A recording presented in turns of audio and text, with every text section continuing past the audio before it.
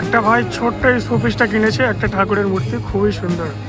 আর দেখেছেন এই দোলাটা নড়ছে, আর এটা তো পুরো নন্দী মহারাজ। দেখুন সামনে থেকে একবার দেখা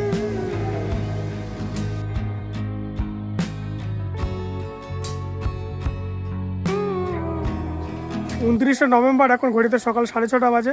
আজকে সম্পূর্ণ একটা নতুন ব্লগ নিয়ে চলে এসেছি। আজকে আমরা যাব কলকাতা থেকে মায়াপুর। তো যার ডিস্টেন্স অ্যাপ্রক্স 150 কিলোমিটার হবে। আর বেশ কয়েকদিন ধরে মায়াপুর যাওয়ার প্ল্যান হচ্ছিল, কিন্তু ক্যান্সেল হয়ে যাচ্ছে। প্রথমবার একবার বন্ধুদের সঙ্গে প্ল্যান হলো, তখন ক্যান্সেল হয়ে গেল।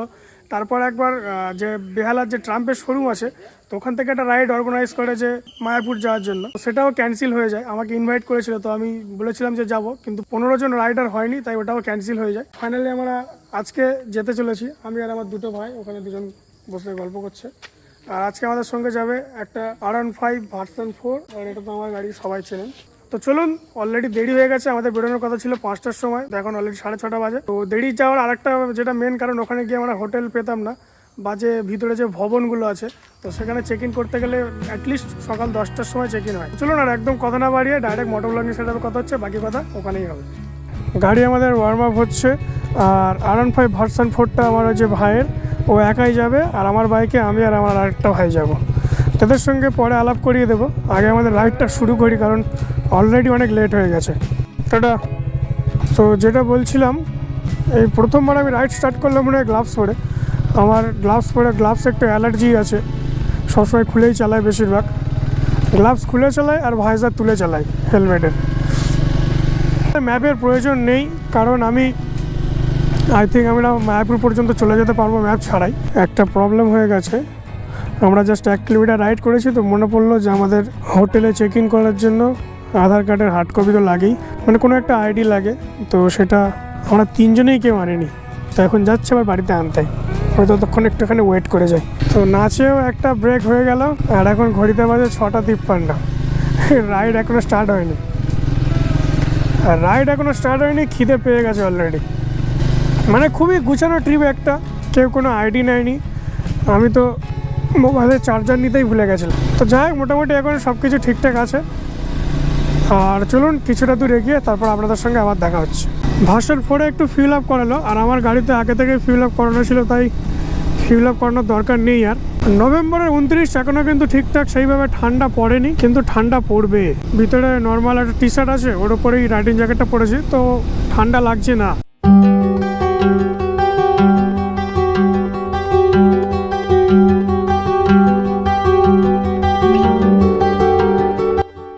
ঘড়িতে এখন 7:30 বাজে, আর আমরা এখন শ্রীভূমিতে চলে এসেছি। আর এই পর্যন্ত আমরা 30 কিলোমিটার রাইড করেছি। আজকের রুট ম্যাপটা খুবই সিম্পল, সেটা একবার শেয়ার করে দিই। আমরা এখন শ্রীভূমি আছি, আর 8 কিলোমিটার পরে গিয়ে আমরা এয়ারপোর্ট রোডটা ধরে নেব। এয়ারপোর্ট রোড থেকে আমরা যশোর রোড ধরবো, ধরে বারাসাত রানাঘাট ক্রস করে NH-12 দিয়ে গিয়ে সোজা চলে যাব কৃষ্ণনগর। তারপর কৃষ্ণনগর থেকে একটা লেফট টার্ন পাবো, সেটা দিয়ে সোজা চলে গেলে আমরা চলে যাব মায়াপুর ইস্কন মন্দিরে। খুবই একটা সিম্পল রাস্তা, আর এই রাস্তা আমি প্রচুরবার গিয়েছি কলকাতার শিলিগুড়ি করার সময়। ইভেন আমি যখন আমার ফার্স্ট ব্লগ স্টার্ট করি, তো সেটা আমার মায়াপুরের ব্লগই ছিল। তো তখনই ঠিক করেছিলাম যে আমি আবার 1 বছর পরে এখানে আসবো, সেটাই করছি এখন। আমরা এখন এয়ারপোর্ট রোডটা ধরে নিলাম, আর জাস্ট এই রাস্তা দিয়ে 400-500 মিটার যাওয়ার পরে আবার আমরা মেন যে যশোর রোড NH-12, ওটা আবার ধরে নেব। বেশ কিছুটা রাস্তা খারাপ পাবো আমরা, প্রায় 20-22 কিলোমিটার। আর তারপর গিয়ে আবার আমরা অন ওয়ে পেয়ে যাব। এই জায়গাটুকু একটু সাবধানে চালাতে হবে, কারণ প্রচুর পটলস রয়েছে রাস্তাতে। দিনের বেলা অতটা অসুবিধা হয়, বাট এটা রাত্রেবেলা ক্রস করলে বেশ অসুবিধার সম্মুখীন হতে হয়। 2-ওয়ে রাস্তা শেষ, এখন পুরো আমরা হাইওয়ে পেয়ে গেছি NH-12। আর এখান থেকে পুরো 2-4 লেন রাস্তা, কোনো চিন্তা নেই।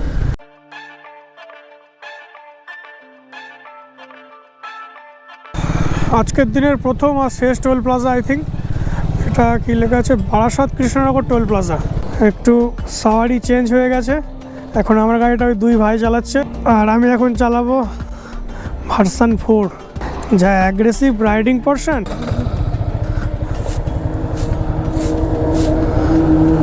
এইসবগুলো দেখাও তো যাচ্ছে না, এই লুকিং গ্লাসে কিছু দেখা যায় হেরে। আর ক্যামেরার অ্যাঙ্গেলটা কেমন আসছে আমি ঠিক বুঝতে পারছি না, যদি একটু ভুলভাল আসে ম্যানেজ করে নেবেন, কারণ এই গাড়ি অনুযায়ী আমার সেট আপটা করা নেই, তো আমার ওই গাড়ি অনুযায়ী করা আছে। বড্ড অ্যাগ্রেসিভ রাইডিং পারসন, মানে এই গাড়ি নিয়ে তো আমি বেশি দূর যেতেই পারবো না, কোমরে প্রবলেম হয়ে যাবে। ট্রাম্পের ফিউল ইন্ডিকেটার দিয়ে দিয়েছে যে রিজার্ভে পড়ে গেছে, তো আগে কোথাও গিয়ে ফিউল আপ করাতে হবে। তো ট্রাম্পে আমার ফিউল রিজার্ভে পড়ে গেছিলো, তাই ইন্ডিয়ান অয়েল থেকে ফিউল আপ করালাম। 8 লিটার ফিউল নিয়েছি। আর এখানে একটু টায়ার প্রেশারটাও চেক করে নিলাম। ভার্সন 4টা তো ছিলই না, হাওয়া খুবই কম ছিল, আমারটা মোটামুটি ঠিকঠাকই ছিল। ফুলিয়া এখান থেকে 4 কিলোমিটার দূরে, কৃষ্ণনগর 27 কিলোমিটার। অলমোস্ট আমরা বাড়ি থেকে 100 কিলোমিটার জার্নি কমপ্লিট করে নিয়েছি।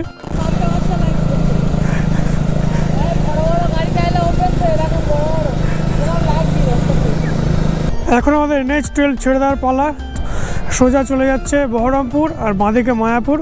তো আমরা জাস্ট এই সিগন্যাল থেকে বাঁদিকে চলে যাব মায়াপুরের জন্য।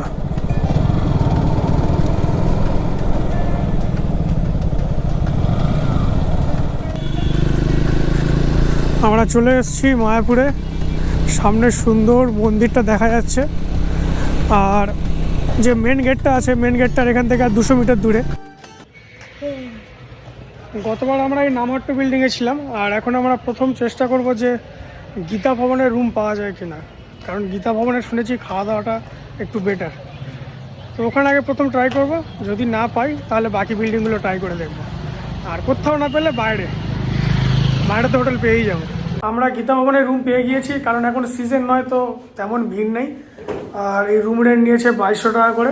এখানে আর কি প্রসাদের জন্য কুপন সিস্টেম আছে, তো 60 টাকা করে পার হেড। 3টে লাঞ্চের জন্য নিয়ে নিয়েছি, লাঞ্চ টাইম হচ্ছে 1টা থেকে 1:30 পর্যন্ত। রুমটা খুবই সুন্দর, 2200 টাকা নিয়েছে। ঠিক আছে, 3 জন শেয়ারে থাকবো তো ঠিকঠাকই আছে, একলা থাকলে একটু এক্সপেন্সিভ হয়ে যাবে। তো চলুন রুমটা একবার দেখিয়ে দিই আপনাদের।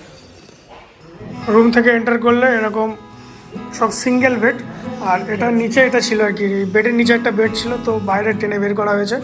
তো সেম 2টো বেডের নিচে 2টো ছিল, তো 4 জন থাকতে পারবেন এই রুমে। আর একটা জলের ফিল্টারও বসানো আছে, সুবিধাই হলো। এসিও রয়েছে, এসি আমাদের লাগবে না। আর একটা ওয়ার্ড্রপ রয়েছে, ওয়ার্ড্রপে পরিষ্কার পরিচ্ছন্ন ব্ল্যাঙ্কেটও রয়েছে। আর বাথরুমটা একবার দেখিয়ে দিই, বেশ বড় সড়ো বাথরুম, গিজারও রয়েছে, তো কোনো অসুবিধাই নেই। রুমের মধ্যে একটা সুন্দর ব্যালকনি আছে, এখানে একটু ফটো সেশন চলছে।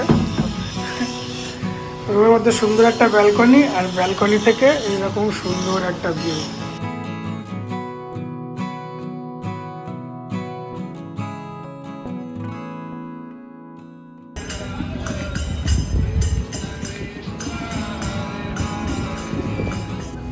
এই যে এখানে মহাপ্রসাদ মেন স্টোরে একটা কেক, 4 পিস সিঙ্গাড়া আর গোলাপ জামুন, এটা দিয়েই ব্রেকফাস্ট হবে।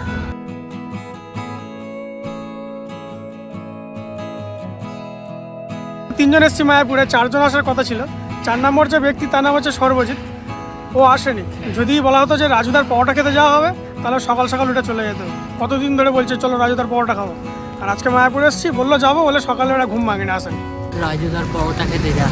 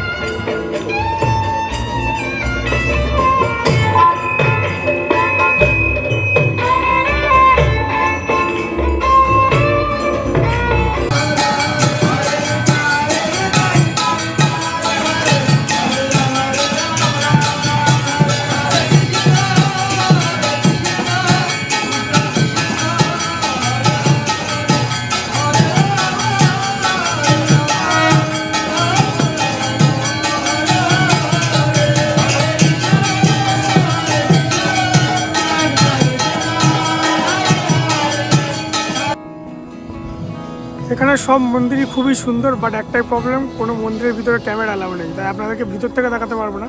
সব মন্দিরগুলো বাইরে থেকে ঘুরে ঘুরিয়ে দেখাতে পারবো। মন্দিরের পাশে প্রচুর এরকম দোকান আছে, সব কিছু পাবেন, বাচ্চাদের বড়দের ড্রেস, ছোটোখাটো ব্যাগ, সাজের জিনিসপত্র, প্রচুর কিছুই আছে এখানে, আর সব লাইন দিয়ে পরপর দোকান।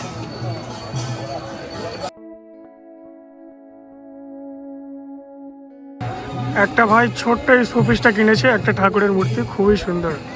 আর দেখেছেন এই দোলাটা নড়ছে।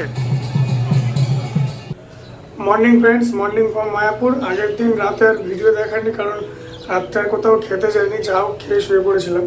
আর আমার পিছনে যে মেন মন্দিরটা দেখছেন, চন্দ্রোদয় মন্দির, এটার কনস্ট্রাকশন শুরু হয়েছিল 2009-এ আর ওপেন হবে 2026-এ, এখনও কিন্তু ওপেন হয়নি। গোটা বিশ্বে যে কৃষ্ণ ভক্ত যে একটা সংস্থা আছে, যে সোসাইটি আছে, সেটা কিন্তু হেডকোয়ার্টার এই মায়াপুরেই। আজকে আমাদের বাড়ি ফেরার পালা, আর এখানে আমরা জাস্ট বেরোবো, বেরিয়ে দু একটা জায়গায় ঘোরার আছে, কারণ কাল রাতে আমরা পৌঁছেছিলাম গোশালায়।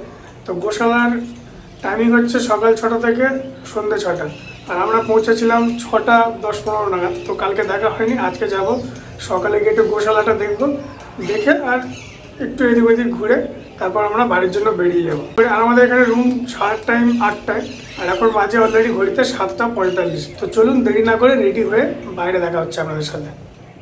হরে কৃষ্ণ। হরে কৃষ্ণ। তো আমি বলছিলাম যে আপনি মায়াপুর ধামে এসে কি শিখলেন, মানে এটা আমার প্রশ্ন এই কারণে যে আজকে আমাদের এই শ্রীধাম মায়াপুরে, এটা প্রাচীন নবদ্বীপ, এই মায়াপুর ধামকে ভক্তিবিনোদ ঠাকুর আবিষ্কার করেছে। এই মায়াপুর ধামে সারা পৃথিবী থেকে বিভিন্ন মানুষ আসছে, আফ্রিকা, ইউরোপ, আমেরিকা, তারা এসে অনেক কিছু শিখে যাচ্ছে। আজকে চৈতন্য মহাপ্রভুর যে শিক্ষা, সেই শিক্ষা হয়তো আমাদের সমাজে বিশেষ করে আলোচনা হচ্ছে না, আলোচিত হচ্ছে না। কিন্তু যখন কোনো মানুষ কোনো জেলা থেকে নদীয়ার মায়াপুরে আসে, তখন তার কিছু শেখার আছে। আচ্ছা, শেখার অনেক কিছুই রয়েছে। মহাপ্রভু এসেছিলেন 537 বছর আগে। তো সেই শিক্ষাটা, চৈতন্য মহাপ্রভুর শিক্ষাটা ইসকন, সারা গৌড়ীয় মিশন, গৌড়ীয় মঠ, ইসকন, চৈতন্য মঠ, এরা কী করছে, সারা পৃথিবীতে নানা ভাষায়, ইউরোপ, আফ্রিকা, আমেরিকা, রাশিয়াতে এই ভাষাটাকে বিভিন্ন ভাষায় এই শিক্ষাকে প্রচার করছে। তো যখন বাংলার লোক, আমরা যখন মায়াপুর ধামে আসি, তখন আমাদের কী শেখার আছে? তো আমি আপনাকে যে প্রশ্ন করলাম, কী শেখার আছে? শেখার এটাই যে কোনো কথা হরে কৃষ্ণ বলা ব্যবহারিক জীবনে। তাহলে কী হবে, যে ভক্তিবিনোদ ঠাকুর, যিনি মায়াপুর ধামকে আবিষ্কার করছে, তিনি কী বলছে, যে কোনো ব্যবসা দিয়ে জীবন নির্বাহ করি, মুখে হরে কৃষ্ণ বলি। আপনি হয়তো বড় একটা কাপড়ের দোকান করছেন, করুন, অসুবিধা নেই। আপনার হয়তো 10 জন লেবার আছে, করুন, কিন্তু আপনি এই হরে কৃষ্ণটাকে সঙ্গে রাখেন। এটা মহাপ্রভু শিক্ষা। অনেক কিছু শেখার আছে, অনেক পয়েন্ট রয়েছে, কিন্তু এটা ফার্স্ট, ফার্স্ট কি the speeching of the Hare Krishna. Hare Krishna. Thank you. Hare. এখানে তেমন কিছু কেনাকাটা করিনি, শুধু একটাই জিনিস কিনেছি, ভগবদ গীতা। তো ওটা আর কি বাড়িতে মৌমিতা বলেছিল যে একটা নিয়ে যেতে, তো সেই জন্য নিয়ে যাচ্ছি। আর সময় পেলে আমিও একটু পড়বো। প্রত্যেক মানুষের জীবনে একবার না একবার গীতা পাঠ করা উচিত, তাতে অনেক কিছু আর কি জ্ঞানের দৃষ্টি খুলে যায়। তো আমিও সে আশা একবার করে দেখবো যে আমার কি জ্ঞানের দৃষ্টি খোলে।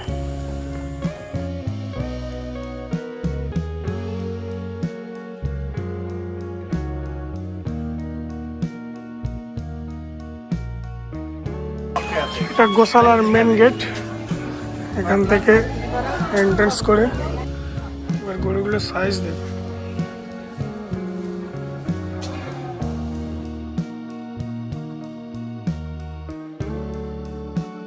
হাইটটা দেখুন কোথায়, ক্যামেরা আমাকে উঁচু করে ধরতে হচ্ছে। আর এটা তো পুরো নন্দী মহারাজ। এবার দেখুন সামনে থেকে একবার দেখায়, কাছে যেতেই ভয় লাগছে। গোশালা ভিজিট আমাদের এই পর্যন্তই। আর এত বড় বড় গরু আমি তো আমার জীবনে দেখিনি। আপনারা দেখে থাকলে কমেন্টে জানান। আর যদি মায়াপুরে আসেন তো এই গোশালা ভিজিটটা মাস্ট। আমাদের গাড়ি এখানে পার্ক করা ছিল, এখন আমাদের মায়াপুর থেকে বিদায় নেওয়ার পালা। তো আমাদের এখানে দুটো গাড়ির টোটাল 60 টাকা নিয়েছে। আগেরবারে যখন এসেছিলাম আমি, আমার একটা গাড়ি 50 টাকা নিয়েছিল। মায়াপুরের ভিতরে ড্রোন পুরোপুরি আর কি ফোবিটেড, ওখানে একদমই ওড়ানো যায় না।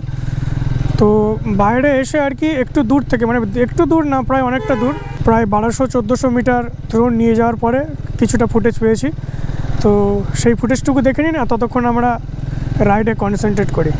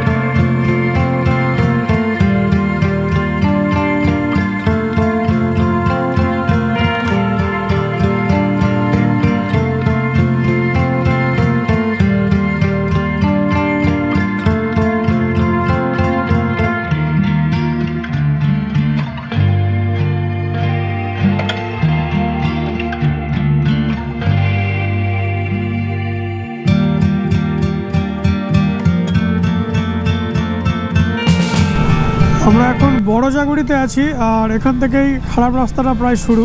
সঙ্গে ভালো বৃষ্টিপাতও হচ্ছে, তো কোথাও দাঁড়াতে হবে, আর হয়তো মোটো ব্লগিংটা সম্ভব হবে না। হালকা হালকা বৃষ্টিপাত হচ্ছে, আর গোপ্রোর ব্যাটারি শেষ হয়ে গেছে। আর সামনে আমার ভাই গাড়ি চালাচ্ছে এখন, শুভ। তো আমাদের প্ল্যান হয়েছে যে বিরিয়ানি খাওয়া হবে, তো আগে কোথাও দাঁড়িয়ে বিরিয়ানি খাবো, ততক্ষণ ব্লগ এইভাবেই চলবে। GoPro battery dead. আবার একটু চায়ের দোকানে ব্রেক হয়ে গেল, এই যে পিছনে চায়ের দোকানে। এই নিয়ে দুবার দাঁড়ানো হলো, দুবার টি ব্রেক হয়ে গেল। আর বৃষ্টি মাঝে মধ্যে জোরে হচ্ছে, যখন দাঁড়িয়ে পড়তে হচ্ছে, কিছু করার নেই। আমরা রেনকোট ক্যারি করিনি, তো চলছে এইভাবেই।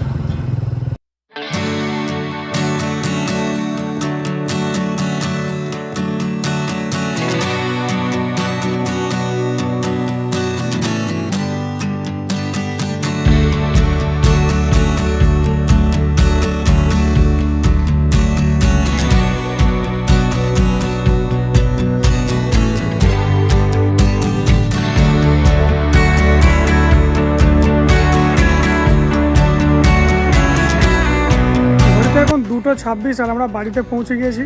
আমরা যখন মায়াপুর থেকে বেরোই তখন থেকে বিরিয়ানি খাবো করতে করতে প্রথমে বলা হলো কোথায়, চাকদা একান্ত আপন, তারপরে এলো মধ্যমগ্রাম উজ্জ্বলদা, সব ক্যান্সেল। লাস্টে গড়িয়াতে এসে আলাদিনে আমরা বিরিয়ানি খেয়ে বাড়ি ফিরলাম, আর সেফলি গেছি, সেফলি চলে এসেছি, কোনো প্রবলেম হয়নি। তো ওই ভিডিওটা এই পর্যন্তই ছিল, মায়াপুরের ব্লগটা এই পর্যন্ত ছিল। যদি কোথাও একটু ভালো লেগে থাকে তাহলে প্লিজ লাইক, শেয়ার আর কমেন্ট করুন, আর অবশ্যই সাবস্ক্রাইব করতে ভুলবেন না। ততক্ষণ সবাই খুব ভালো থাকুন, সুস্থ থাকুন। Thank you and good bye.